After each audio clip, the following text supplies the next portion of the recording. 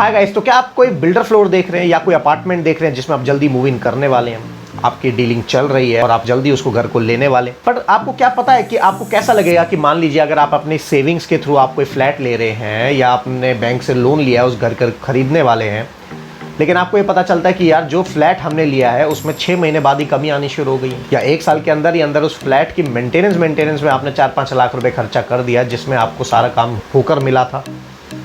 कैसा लगेगा आपको? क्योंकि अभी हाल फिलहाल में जो साइट विजिट्स पे जा रहा हूँ उसमें यही हो रहा है, या तो चोरी हो रही है या उनकी टाइलें गिर रही हैं या बहुत सी चीज़ें। तो आज की वीडियो का टॉपिक यही होने वाला है कि अगर आप बिल्डर फ्लोर देख रहे हैं तो कैसे कुछ छोटी छोटी चीज़ें आपको चेक करनी है, सो दैट कि जब आप बिल्डर फ्लोर खरीदें तो आपको कोई कहीं पीछे से स्कैम ना हो जाए। ऐसा ना हो जाए कि आपने उस बिल्डर फ्लोर में जब पैसा लगाया और जब वहाँ पे आपने कोई भी छोटा मोटा काम किया, फॉर एग्जांपल आपने वहाँ पे टीवी टंगाया तो वॉल में से टीवी अपने आप निकल के ना गिर जाए। आपका छोटा बच्चा है, खेल रहा है, बाथरूम में है, नहा रहा है और वहाँ से टाइल निकल के अपने आप उस पर गिर जाए और कोई बड़ा हादसा हो जाए। और अगर आपको प्रॉब्लम्स पता लग गई हैं तो डीलर के साथ कैसे डील करनी है, सो दैट कि आपका खर्चा भी ना लगे, आपको ज़्यादा पैसे भी ना देना पड़े और आपकी सारी प्रॉब्लम भी सॉल्व हो जाए। और ये बहुत ही अच्छी ट्रिक होने वाली, ये मेरी आजमाई हुई ट्रिक है, ये मेरी अपनाई हुई ट्रिक है और ये हमेशा काम भी करती हैं। तो आइए वीडियो को शुरू करते हैं। नमस्कार दोस्तों, स्वागत है मेरे चैनल इंटीरियर कोच पे और मैं हूं आपका interior coach and interior building consultant Manish Sehrawat. तो गाइस, सबसे पहले थैंक यू सो मच यार कि आप लोगों के इतने प्यारे प्यारे कमेंट्स आते हैं। मैं जब उनको देखता हूं तो मुझे एक बूस्ट मिलता है, एक मोटिवेशन मिलता है। तो कमेंट्स डालते रहिए, मुझे काफ़ी अच्छा लगता है, मोटिवेटेड रहता हूं मैं। काम के साथ साथ मैं कोशिश करता हूं आप लोगों के लिए जितना ज़्यादा डेटा दे सकूँ आपको दे दूं। तो देखो, जब भी हम बिल्डर फ्लोर लेने जाते हैं और हमारे पास किसी का कॉल आता है तो करीब 80 पॉइंट्स की चेकलिस्ट है हमारी, जिसमें हम हर चीज़ चेक करते हैं। और ये नहीं कि हम कोई बारीकी में चेंज करते हैं, क्योंकि हर फ्लैट में, हर फ्लोर में कुछ ना कुछ इश्यूज़ तो होते हैं, छोटी मोटी दिक्कतें चलती रहती हैं। बट हमारे वो मेजर पॉइंट्स को हम कवर करते हैं जो आपकी लाइफ को लेके, सेफ्टी मेजर्स को लेके, चाहे आपके घर में छोटा बच्चा हो या बुजुर्ग हो या इंटीरियर पॉइंट ऑफ व्यू से, कुछ वो मेजर पॉइंट्स हम लेके चलते हैं सो दैट कोई घर में बड़ा हादसा ना हो जाए, चाहे वो घर में किसी की आग ना लग जाए, छोटे बच्चे को चोट ना लग जाए। इन सब पॉइंट्स को हम लेके चलते हैं और वही पॉइंट्स मैं आज आपको बता रहा हूँ और आप और मैं हम मिलके आपके बिल्डर फ्लोर को या होने वाले बिल्डर फ्लोर को चेक करेंगे। तो सबसे पहले हम जब भी घर में एंटर करते हैं हम चेक करते हैं, सबसे बढ़िया चीज़ वो होता है MCB बॉक्स, जहाँ पे सारी MCB लगी होती हैं, जहाँ से लाइट का मेन कंट्रोलिंग पैनल होता है। वो कुछ ऐसा दिखाई देता है। इसमें हम चेक करते हैं लोड डिस्ट्रीब्यूशन ढंग से हुआ है कि नहीं हुआ है। ये सिंपली हो जाता है, 2 मिनट का प्रोसेस है, आराम से चेक हो जाता है। लोड डिस्ट्रीब्यूशन में हम ये चेक कर लेते हैं कि जो आपके घर में जितने भी स्विच सॉकेट लगे हुए हैं जिसमें हैवी इक्विपमेंट चलने वाले हैं, जैसे कि आपका AC हो गया, मोटर हो गया, हम ये चेक कर लेते हैं कि उसकी वायरिंग सेपरेट है, उस पर कोई अलग से लोड नहीं है, सो दैट इन फ्यूचर अगर सारी चीज़ें एक साथ चलें तो कोई वायर जल ना जाए और कुछ हादसा ना हो जाए। दूसरा हम चेक करते हैं उस घर में RCCB है या नहीं है, सो दैट अगर किसी छोटे बच्चे ने स्विच सॉकेट में उंगली डाल दी तो उसको कभी करंट शॉक ना लगे, क्योंकि RCCB का मैंने वीडियो बनाई हुई है, आप देख सकते हैं। RCCB का मेन काम यही होता है कि अगर कहीं गलती से किसी भी वायर को या बच्चे ने या आपने गलती से टच कर लिया या आपकी वॉशिंग मशीन में करंट आ गया और उसको टच कर लिया तो आपको कभी करंट नहीं लगेगा। तीसरा हम चेक करते हैं कि वायर कौन सी कंपनी की है, क्योंकि ये बहुत ज़रूरी है। क्योंकि मैंने देखा है बिल्डर जितने भी हैं, क्योंकि जनरली चल रहा है, गुड़गांव में तो ज़्यादातर बहुत चल रहा है कि बिल्डर अंदर से तो इतना सुंदर दिखाई देगा, मज़ा आ जाएगा देख के, लेकिन जब आप वहाँ रहने जाओगे तो सिर्फ 1 साल के अंदर अंदर आपको इतना दुख होगा कि यार ये क्या ले लिया हमने। और ये है, ये फैक्ट है, ये एक्चुअल में है। जो लोग मेरे से फ़ोन पे जब बात होती है तो कितने परेशान होते हैं, इसलिए मैं ये वीडियो बनाता हूँ कि आप लोग अवेयर रहें। तो वायर हमेशा चेक करनी है, हेवेल्स, पॉलीकैप, फिनोलेक्स और KEI केबल, ये 5 ब्रांड्स हैं तो ठीक है। बाकी फिर वो तरीका होता है चेक करने का, ब्रांड में जो मैंने अभी मेंशन किया इनमें से कोई है तो कोई इशू नहीं है, वायर अच्छी डली हुई है। फिर हम चेक करते हैं सबसे इंपॉर्टेंट चीज़, टाइल, कि जो फ्लोर की टाइल्स हैं, क्योंकि मैंने इस पर भी एक वीडियो बनाई है कि बाउंड्री वॉल हो गई, वहाँ से टाइल अपने आप निकल जाती है।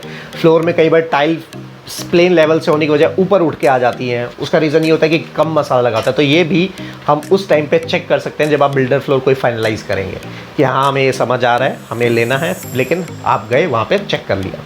तो इसमें इसको कैसे चेक करना होता है, सपोज करो आपके पूरे फ्लोर में 2x2 की टाइल लगी हुई है, 4x2 की लगी हुई है, मान लो 50 टाइल लगी हुई हैं। 50 में से हम चेक करेंगे, उसको ऐसे कोई पाइप ले लो, कोई स्टिक ले लो और सेंटर में हम ऐसे नॉक करके चलेंगे, हर टाइल के सेंटर में नॉक करेंगे।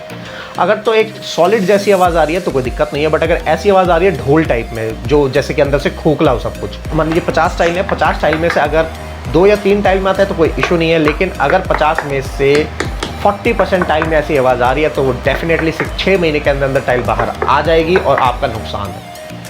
तो ये चीज़ आपको ज़रूर चेक करना है।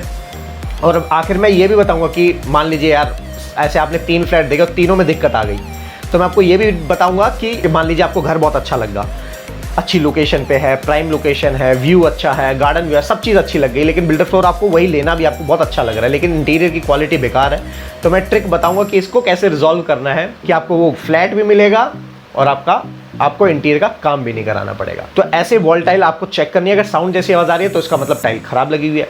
सेम यही तरीका होता है वॉल टाइल पे जाने का। बाथरूम में जाना है, वॉल टाइल में हम चेक करते हैं, अगेन नॉक का प्रोसेस होता है, और नीचे जो ग्राउटिंग के जॉइंट्स होते हैं वो जॉइंट्स कहीं खुले हुए तो नहीं है, सो दैट कहीं सीपेज ना आ जाए, वो हम देख लेते हैं। तो ऐसे ही अगेन अगर 50 टाइल लगी हुई है, 50 में से 40% टाइल बज रही है, तो इसका मतलब सारी टाइल गिरेंगी, क्योंकि जब एक टाइल गिरनी शुरू होती है वो अपने साथ 2-3 को लेके गिरती है। तो इस चीज़ का हमें ध्यान रखना है। यही सेम चीज़ हम बाहर भी देखते हैं। कई बार क्या होता है, बिल्डर लोग घर के बाहर फसाड पे टाइल लगाते हैं जिससे कि अच्छा लुक आ जाए, लेकिन लैक ऑफ नॉलेज और पैसा बचाने के चक्कर में जो कॉन्ट्रैक्टर्स होते हैं वो केमिकल की ना बजाय जो सीमेंट से टाइल लगा देते हैं, वो बाद में टाइलें गिरनी शुरू हो जाती है। तो हम वो भी चेक करते हैं कि ढंग से वो टाइल लगी है या नहीं लगी, क्योंकि ऐसे तो कितने किस्से होंगे जिनकी टाइल बाउंड्री वॉल से या छत की हाइट से निकल के गिर जाती है। थर्ड जो सबसे इंपॉर्टेंट पॉइंट है जिससे हर कोई परेशान है वो है सीलन, मतलब कि सीपेज।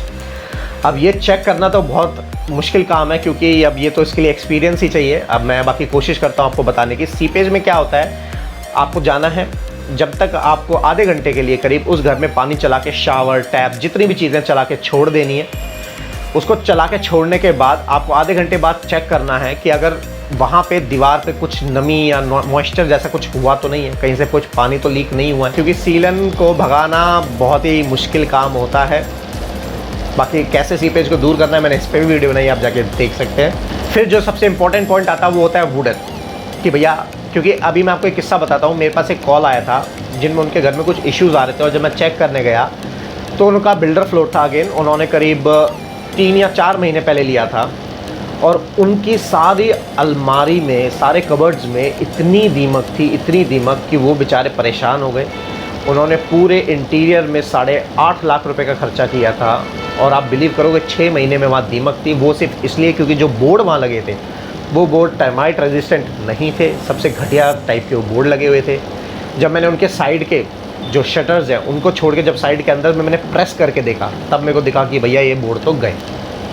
अब इसमें ना मैं कुछ कर सकता था ना वो कुछ कर सकते थे, कॉन्ट्रैक्टर काम करके जा चुका था, सिंपल, वो चला गया, उसे कोई मतलब नहीं। अब आपका पैसा लगा नहीं लगा, डूबा, आपने लोन लिया या सेविंग का लगाया, कोई फ़र्क नहीं पड़ता उसको। तो जब आप बिल्डर फ्लोर देखने जाएंगे, आपको क्या करना है, जितने भी वुडन फ्रेम मतलब कि चौखट, उस चौखट पे ऐसे हाथ रखना है, नॉक करके देखना है, चौखट को प्रेस करके देखना है। अगर चौखट प्रेस हो रही है, क्योंकि चौखट सॉलिड वुड की बनी होती है, अगर वो प्रेस हो रही है मतलब दीमक है, और वो चौखट भी जल्दी ख़राब हो जाएगी। सेम ऐसे लकड़ी के किसी भी चीज़ में अगर आपको देखना है कि दीमक है या नहीं है, आपको हमेशा नॉक करके देखना है और प्रेस करके देखना है।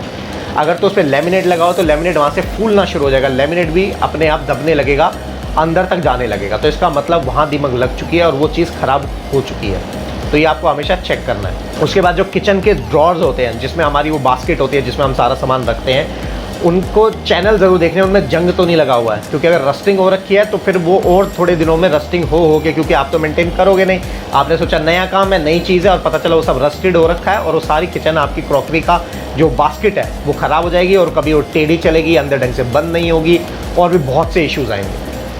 नहीं तो अगेन आप हमें कॉल कर सकते हो, मैं वीडियो कॉल या खुद साइट विजिट करके आपको बता दूंगा कि इस इशू को कैसे दूर करना है। उसके बाद जो सबसे इंपॉर्टेंट पॉइंट होता है, जो मुझे भी बहुत अच्छा लगता है, वो है रेलिंग, कि आपके बालकनी में जो रेलिंग लगी हुई है, क्या उसमें इतनी स्ट्रेंथ है कि कोई छोटा बच्चा अगर आपके घर में है या हम है, और उस पर से हम कई बार हाथ रख के बैठ जाते हैं या खड़े हो जाते हैं उसको पकड़ के, तो क्या उसमें इतनी स्ट्रेंथ है कि वो रेलिंग को आराम से वो होल्ड कर लेगा, सपोर्ट कर लेगा?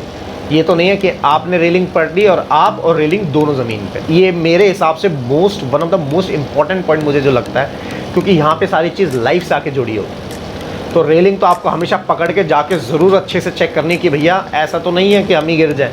पर अब जो पॉइंट है कि आपका हो गया यार मनीष, ऐसे तो हर फ्लैट में दिक्कत है, किसी न किसी में छोटी मोटी दिक्कतें तो आएंगी, तो ऐसे तो हम हर फ्लैट को नहीं छोड़ सकते। बिल्कुल सही बात है, ऐसे तो आप सबको नहीं छोड़ सकते, पर जहाँ पे पॉइंट्स रिस्क या लाइफ को लेके या आपकी बहुत सारी कॉस्ट को लेकर आ जाती है, वहाँ आपको देखना है ज़रूरी है। तो इसमें अब आपको ट्रिक क्या है, करना क्या है, आपको सिंपल ये जब पॉइंट्स आप चेक कर लोगे और आपके पास एक पूरी लिस्ट होगी कि भैया आपके फ्लैट में इतनी सारी दिक्कतें हैं, मैं एक जेन्युइन बायर हूँ, मैं फ्लैट खरीदने आया हूँ और मैं खरीदना चाहता हूँ, बट ये सारे काम या तो आप करवा के दो और नहीं तो इसका इतना एस्टिमेट लगेगा। एस्टिमेट आप हमसे पूछ लो कि भैया ये काम होना कितना एस्टिमेट लगेगा, तो मैं आपको बता दूंगा भैया 3 लाख 4 लाख या 5 लाख का खर्चा है। वही अमाउंट का खर्चा आप उसको बोलो कि या तो मेरे डील में से कट कर दे। अगर मैं आपसे 50 लाख का फ्लैट ले रहा हूँ, 50 में से वो 5 लाख हटा दे, और डीलर ऐसा करेगा।